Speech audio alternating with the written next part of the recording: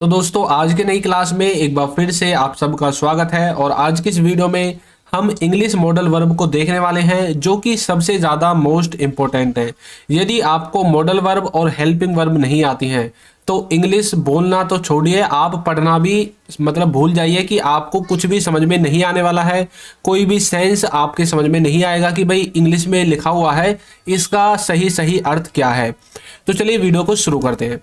तो देखिए सबसे पहला है नीड टू बी। इसका मतलब होता है जरूरत, यानी कि किया जाना है, मतलब किसी कार्य को किए जाने की जरूरत है, वहां पर हम यूज करेंगे नीड टू बी का।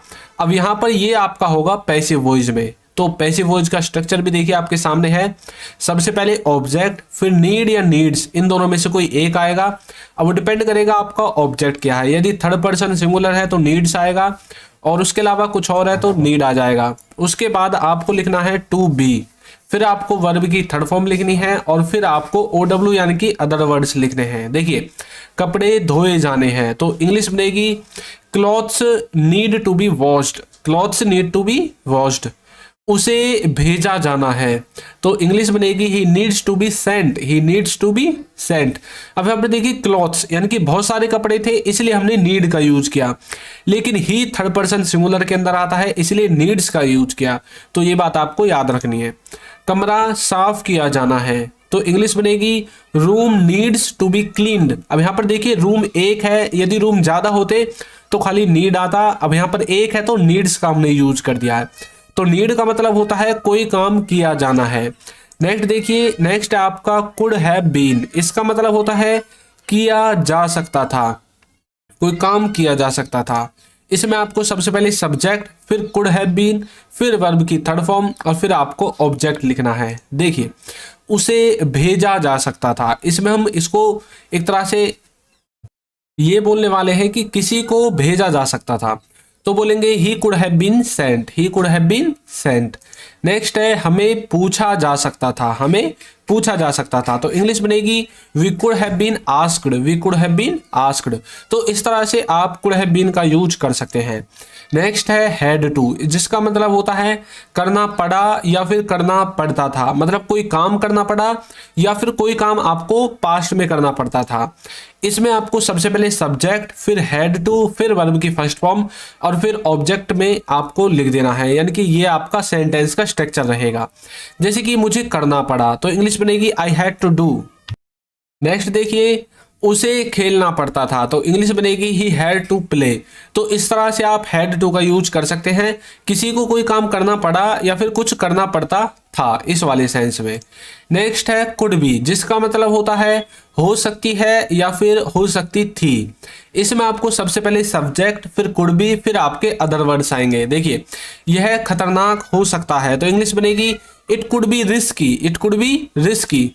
और वह अभी वहां हो सकता है तो इंग्लिश बनेगी he could be there, he could be there. तो इस तरह से आप कुड बी का यूज कर सकते हैं। नेक्स्ट देखिए, यदि अभी तक आपने हमारे बुक्स को परचेज नहीं किया है तो लिंक डिस्क्रिप्शन में है। और सबसे अच्छी बात आपके लिए है कि हमारा जो ऐप है वो बिल्कुल फ्री ऑफ कॉस्ट है, और उसका लिंक आपको नीचे डिस्क्रिप्शन बॉक्स में मिल जाएगा, जिसमें कंप्लीट स्पोकन इंग्लिश ग्रामर। देखिए ये जो कॉम्पिटिटिव एग्जाम की जो ग्रामर होती है वो इसमें नहीं है, इसमें आपकी स्पोकन इंग्लिश ग्रामर है। जैसे कि जिस ग्रामर को आप बोलते हैं सिर्फ वो ही इसमें कवर की गई है, और कोई भी फालतू की चीज इसमें मैंने कवर नहीं की है। तो लिंक डिस्क्रिप्शन में है, वहां से जाकर आप इसे डाउनलोड कर सकते हैं। तो नेक्स्ट है हैज हैव के साथ टू बी, जिसका मतलब होता है कंपल्सन, यानी कि जब कोई कार्य जरूरी होता है तब हमें हैज टू और हैव टू बी का यूज करना पड़ता है। इसका मतलब है किया जाना है, कोई काम किया जाना है और वो जरूरी है काम करना, तो तब आप हैज टू बी और हैव टू बी इन दोनों का यूज करेंगे। इसमें सबसे पहले ऑब्जेक्ट आएगा क्योंकि ये आपका पैसिव वॉइस में बनेगा, फिर हैज और हैव इन दोनों में से कोई एक आएगा, डिपेंड करेगा आपका ऑब्जेक्ट क्या है। फिर आपको टू बी लिखना है, वर्ब की थर्ड फॉर्म लिखनी है, और OW यानी कि अदर वर्ड्स लिखने हैं। देखिए उसे देखा जाना है, उसे देखा जाना है तो इंग्लिश बनेगी he has to be seen, he has to be seen. इसे खाया जाना है तो इंग्लिश बनेगी it has to be eaten, it has to be eaten. इनको बेचा जाना है तो these have to be sold. तो मतलब कोई काम किया जाना है वहां पर आपको बोलना है हैज टू बी और हैव टू बी। अब ये तो नहीं पता ना कि इसे, जैसे कि उसे देखा जाना है मतलब उसे कौन देखेगा, इसे खाया जाना है कि इसे कौन खाएगा, ये तो नहीं बताया गया। यानी कि सब्जेक्ट गायब है, जो काम को करेगा वो तो गायब है, लेकिन हमने सिर्फ वो बता दिया है जो काम किया जाना है, उस काम के बारे में हमने बता दिया है। तो हैज टू बी और हैव टू बी का यूज आप इस तरह से करेंगे। नेक्स्ट है डू और डज। इसका मतलब है कि कोई कुछ नहीं करता है, करती है या फिर नहीं करते हैं। इसका ये सेंस है, डेली बेसिस पर नहीं करता है या नहीं करते हैं। इसमें सबसे पहले सब्जेक्ट, फिर डू डज के बाद नॉट, फिर वर्ब की फर्स्ट फॉर्म और फिर ऑब्जेक्ट आएगा। अब यदि ये नहीं पता आपको डू और डज कहां पर यूज होगा, तो देखिए डज यूज होगा थर्ड पर्सन सिंगुलर के साथ और डू यूज होगा बचे हुए सब के साथ। जैसे कि वह नहीं जाता है तो इंग्लिश बनेगी he does not go, he does not go. आप नहीं देखते तो you do not watch, you do not watch. और देखिए ये जो डू डज है इसका यूज हम इंटरोगेटिव सेंटेंसेस में भी कर सकते हैं। जैसे कि क्या वे नहीं जाते तो इंग्लिश बनेगी do they not go, do they not go. तो इस तरह से आप डू डज का यूज कर सकते हैं। नेक्स्ट है वाज और वर के साथ टू बी, यानी कि was to be were to be. इसका मतलब है किया जाना था, कोई काम किया जाना था। इसमें सबसे पहले ऑब्जेक्ट, फिर वाज वर के साथ टू बी, फिर वर्ब की थर्ड फॉर्म और फिर आपके अदर वर्ड्स आएंगे।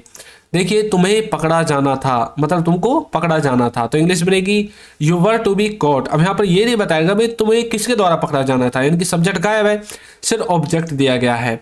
उसे भेजा जाना था तो इंग्लिश बनेगी he was to be sent, he was to be Saint.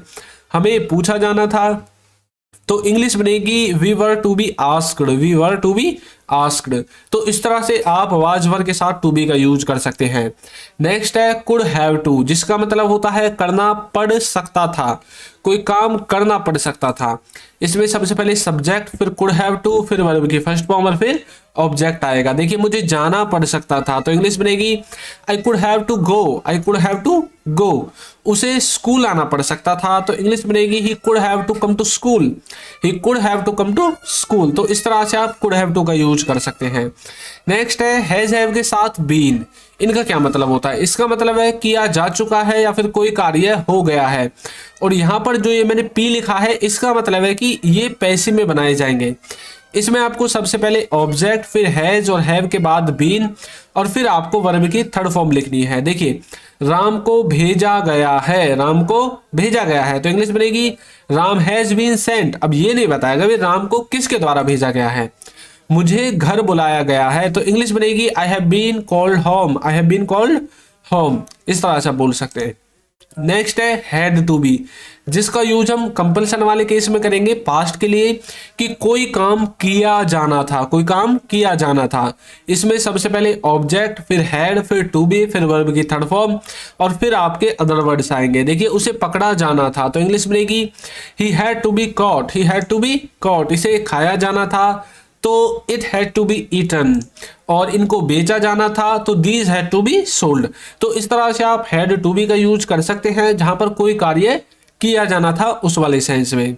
Next है शुड बी, जिसका मतलब होता है होना चाहिए या फिर रहा होना चाहिए, किसी को कहीं पर होना चाहिए या फिर कुछ कर रहा होना चाहिए। इसमें सबसे पहले सब्जेक्ट आता है, फिर शुड बी आएगा, फिर आपके अदर वर्ड्स आएंगे। देखिए उसे घर पर होना चाहिए, उसे घर पर होना चाहिए तो इंग्लिश बनेगी he should be at home, he should be at home. मुझे खेल रहा होना चाहिए तो इंग्लिश बनेगी I should be playing, I should be playing. उसे पढ़ रहा होना चाहिए तो शी शुड बी स्टडिंग। तो इस तरह से आप शुड बी का यूज कर सकते हैं। नेक्स्ट है शुड हैव टू, जिसका मतलब होता है करना ही चाहिए, किसी को कुछ करना ही चाहिए। इसमें सबसे पहले सब्जेक्ट, फिर शुड हैव टू, फिर वर्ब की फर्स्ट फॉर्म और फिर ऑब्जेक्ट आएगा। जैसे कि उसे जाना ही चाहिए तो इंग्लिश बनेगी he should have to go, he should have to go. तुम्हें खेलना ही चाहिए तो इंग्लिश बनेगी you should have to play, you should have to play. उन्हें देखना ही चाहिए they should have to watch, they should have to watch. तो इस तरह से आप शुड हैव टू का यूज कर सकते हैं। नेक्स्ट है शुड। यदि सिंपल शुड आ जाए तो इसका मतलब होता है करना चाहिए, किसी को कुछ करना चाहिए ऐसी आप किसी को राय देते हैं। इसमें सबसे पहले सब्जेक्ट, फिर शुड, फिर वर्ब की फर्स्ट फॉर्म और फिर ऑब्जेक्ट आएगा। तुम्हें करना चाहिए you should do, you should do. हमें पढ़ना चाहिए तो इंग्लिश बनेगी we should study, we should study. उसे देखना चाहिए तो इंग्लिश बनेगी he should watch, he should watch. तो मतलब आप किसी को राय देते हैं तो आपको शुड का यूज करना है, या फिर आप किसी से राय लेते हैं तो तब भी आपको शुड का ही यूज करना चाहिए। जैसे कि आप बोलते हैं कि मुझे क्या करना चाहिए, किसी से आप पूछते हैं ना भाई मुझे क्या करना चाहिए, तो आपको बोलना पड़ेगा what should I do, what should I do, इस तरह से।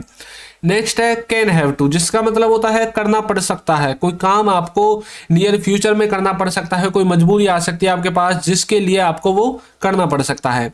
सबसे पहले सब्जेक्ट, फिर कैन हैव टू, फिर वर्ब की फर्स्ट फॉर्म और फिर ऑब्जेक्ट। उसे जाना पड़ सकता है तो इंग्लिश बनेगी he can have to go, he can have to go. तुम्हें पढ़ना पड़ सकता है तो इंग्लिश बनेगी you can have to study, you can have to study. तो इस तरह से आप कैन हैव टू का यूज करेंगे। उन्हें सोचना पड़ सकता है तो इंग्लिश बनेगी they can have to think, they can have to think. तो इस तरह से आप कैन हैव टू का यूज करोगे। नेक्स्ट है कुड, यदि सिंपल कुड आए तो मतलब है कर सकता था, कोई किसी कार्य को पास्ट में कर सकता था, ये जब हम बताते हैं तब आपको कुड का यूज करना है। इसका जो सेंस है वो बिल्कुल सिंपल है, सबसे पहले सब्जेक्ट, फिर कुड, फिर वर्ब की फर्स्ट फॉर्म और फिर ऑब्जेक्ट। मैं वह कर सकता था तो इंग्लिश में रहेगी I could that, I could that, इस तरह से बोल सकते हैं। वो पढ़ सकता था तो इंग्लिश बनेगी he could study, he could study.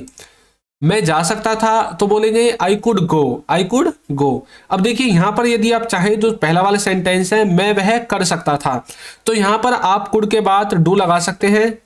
देखिए ऐसे, जैसे कि आई कुड डू दैट, इस तरह से। तो नेक्स्ट अब मैं आप सबके लिए प्रैक्टिस के लिए आपको एक सवाल देता हूं और इसको आपको सॉल्व करके कमेंट बॉक्स में बताना है कि इसकी इंग्लिश क्या होगी। उन्हें जाना पड़ा, उन्हें जाना पड़ा, तो इसको आपको कमेंट करके बताना है कि इसकी सही इंग्लिश क्या है। तो दोस्तों ये वीडियो आपको कैसी लगी है जरूर बताइएगा, और यदि अभी तक आपने हमारे चैनल को सब्सक्राइब नहीं किया है तो चैनल को सब्सक्राइब कर दीजिए। और एक और बात, यदि ऐप को डाउनलोड नहीं किया है तो लिंक डिस्क्रिप्शन बॉक्स में है, वहां से जाकर आप उसे डाउनलोड कर सकते हैं। Thank you.